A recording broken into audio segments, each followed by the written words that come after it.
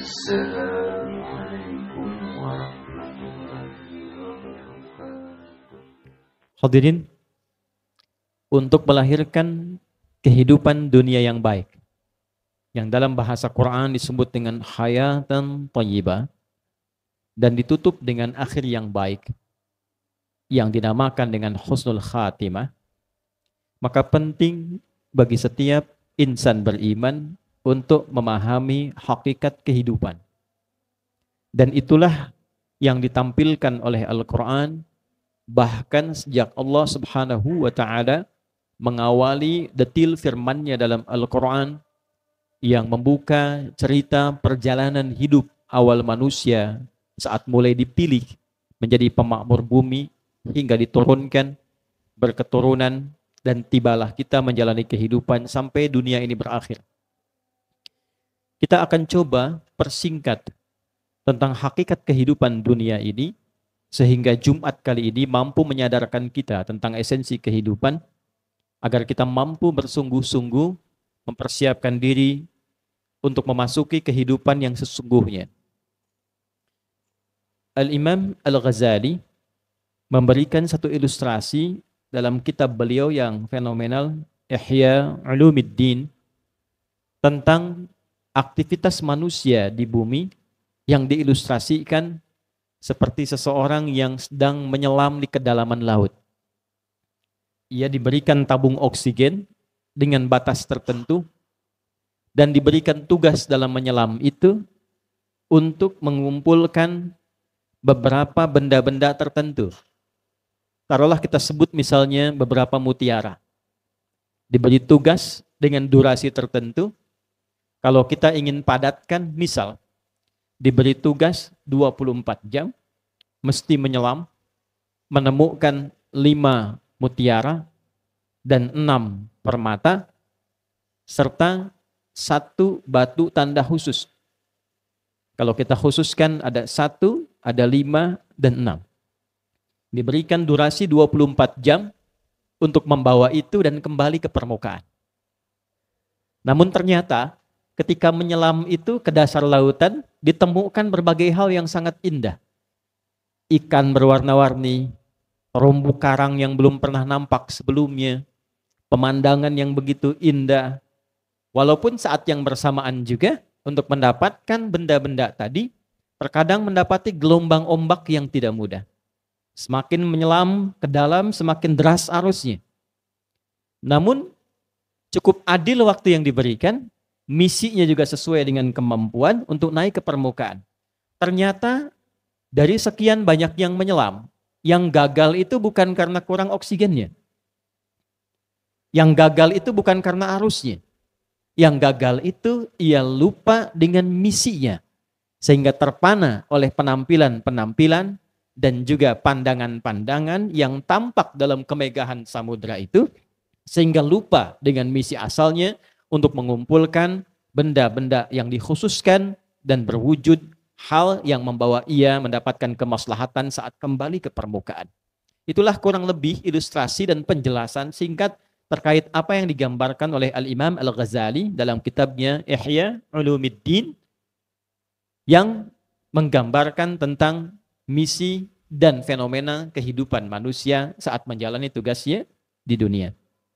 Quran surah ke-57 Al-Hadid di ayat ke-20 ini akan menjadi satu sandaran, satu bahasan pokok Jumat kita yang walaupun singkat untuk dipaparkan tapi boleh jadi ini akan memberikan satu pandangan dengan esensi kehidupan yang sekarang banyak kita saksikan.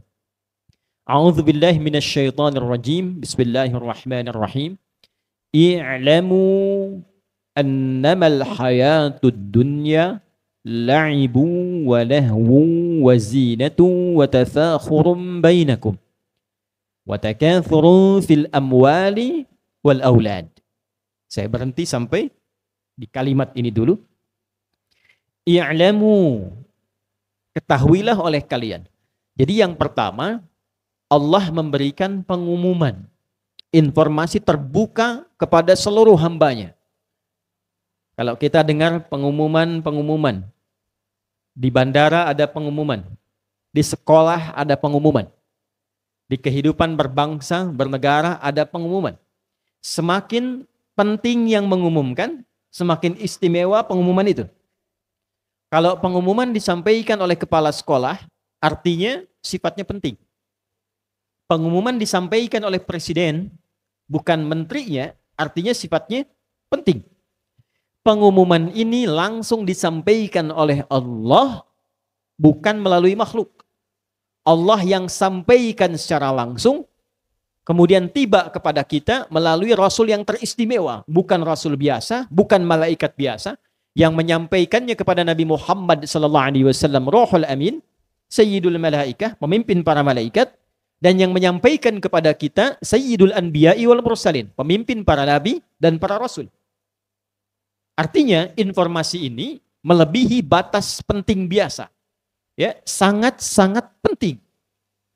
Apa yang penting itu? Perhatikan cara menerjemahkannya. I'lamu, ketahuilah oleh kalian informasi yang sangat penting ini.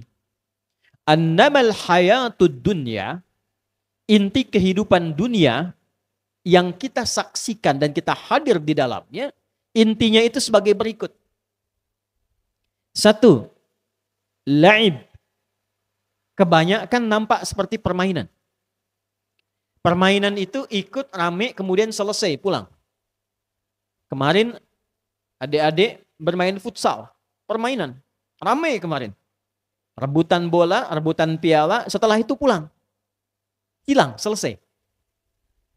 Yang Allah ingin sampaikan, kehidupan dunia itu ibaratnya satu seperti permainan. Kerjakan, selesai. Apapun itu. Anda yang mengajar, disiapkan pengajarannya, bahannya, datang ke sekolah, setelah itu mengajar, pulang. Nanti disiapkan besok lagi, begitu lagi. Sampai selesai. Kalau bukan dunia yang meninggalkan duluan, Anda yang meninggalkan duluan. Anak-anak sekarang mau ujian, disiapkan. Belajar, disiapkan. Nanti selesai, ya selesai. Begitu saja, ikut, selesai lagi. Ikut, selesai lagi. Seperti permainan. Ikut permainan tertentu, sepak bola, ikut voli, ikut basket, begitu selesai permainan, selesai. Maksudnya apa? Maksudnya tidak abadi. Dunia itu sebagus-bagusnya tidak abadi. Jadi yang sekarang dapat jabatan tidak akan ada abadi hukum dunia. Sekarang tinggi, besok selesai. Sekarang presiden, besok selesai. Sekarang panglima, besok selesai. Sekarang hebat, besok tuntas. Sekarang muda, besok tua. Jadi dunia itu tidak ada yang abadi. Itulah sebabnya disebut dengan fana. Nah, memperebutkan sesuatu yang sementara, itu artinya tidak cerdas. Jadi orang cerdas itu, dia akan memperebutkan sesuatu yang abadi, sesuatu yang nampak lebih istimewa dibandingkan dengan sesuatu yang akan hilang dan hancur. Jadi kalau digambarkan begini, ada dua benda. Yang satu bendanya sifatnya abadi. Abadi itu maksudnya terus, tidak hancur. Yang satu lagi hancur. Kalau tidak sekarang, besok. Maka orang pintar pasti dia akan memilih sesuatu yang abadi, yang sifatnya kuat. Tidak akan memilih yang hancur. Nah, banyak ayat sindiran dalam Al-Quran, manusia itu diberikan oleh Allah pilihan. Mau yang abadi, mau yang hancur. Tapi ternyata kebanyakan manusia memilih yang sementara yang sifatnya hancur. Coba lihat sekarang. Maaf, demi jabatan, orang menudutkan, orang mencaci maki, orang menyingkirkan, padahal sifatnya sementara. Coba lihat demi bisnis. Demi perdagangan ada yang menyingkirkan, demi persaingan bisnis ada yang menghancurkan. Padahal apa yang diraih pun dari itu sifatnya sementara.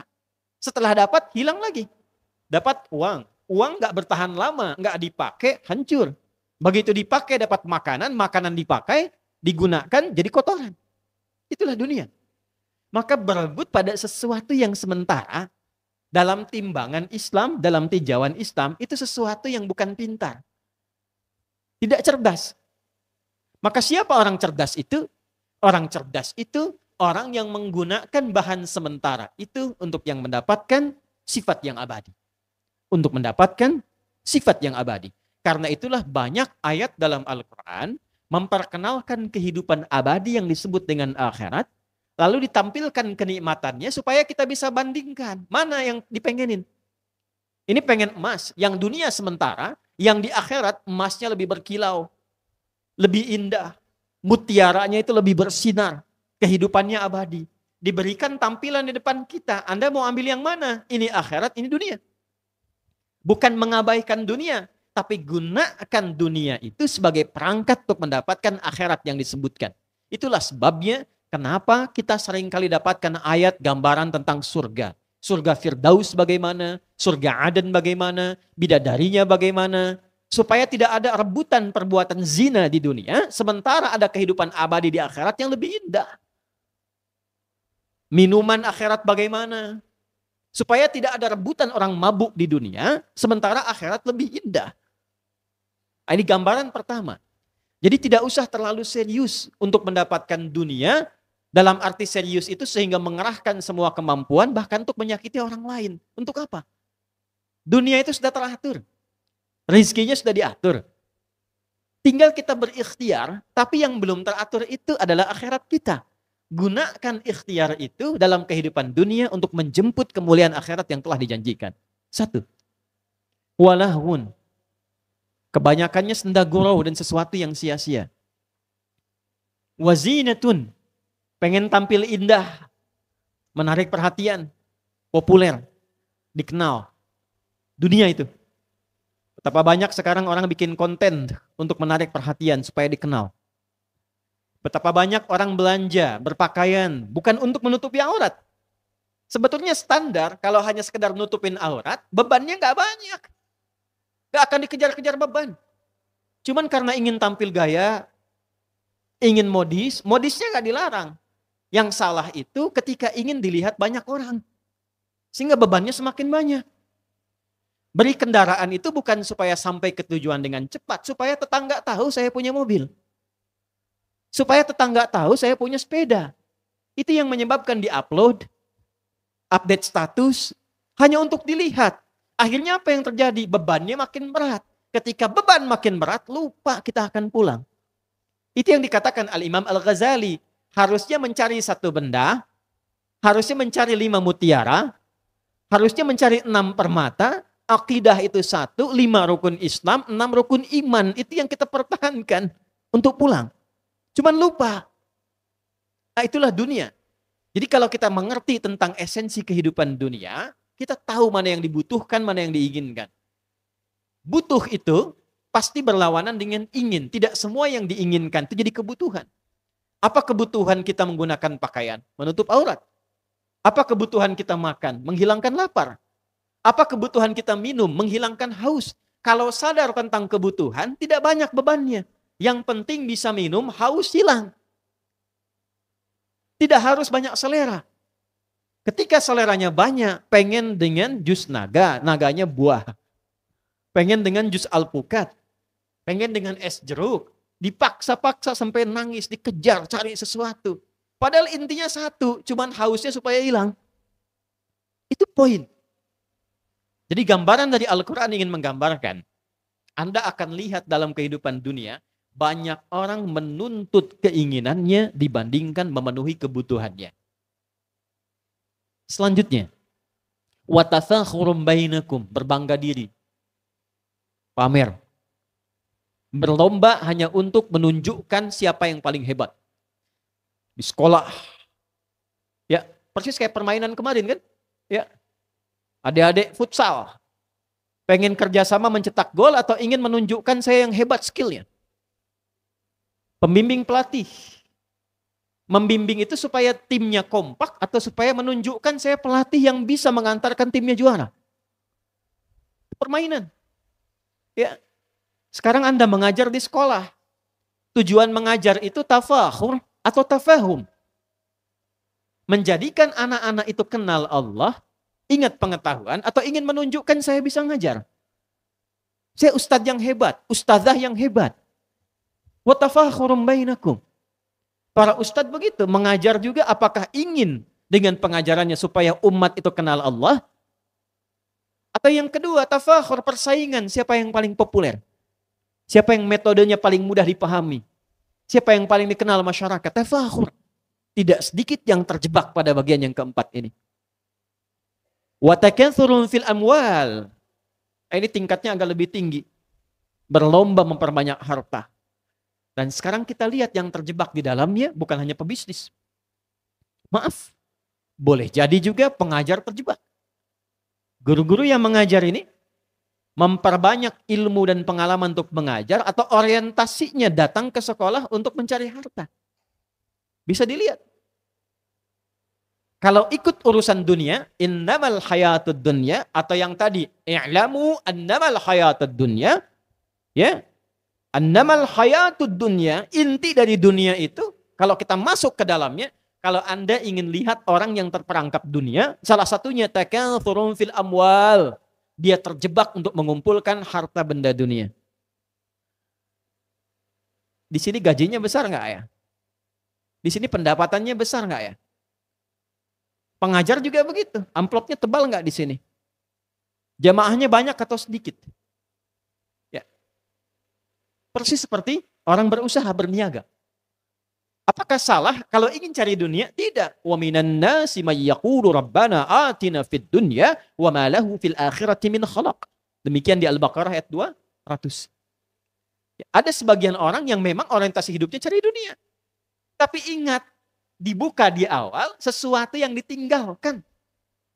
Makanya disebut dunia, rendah, kecil, hilang, habis. Dana yadnu dunuwan wa dunyaan.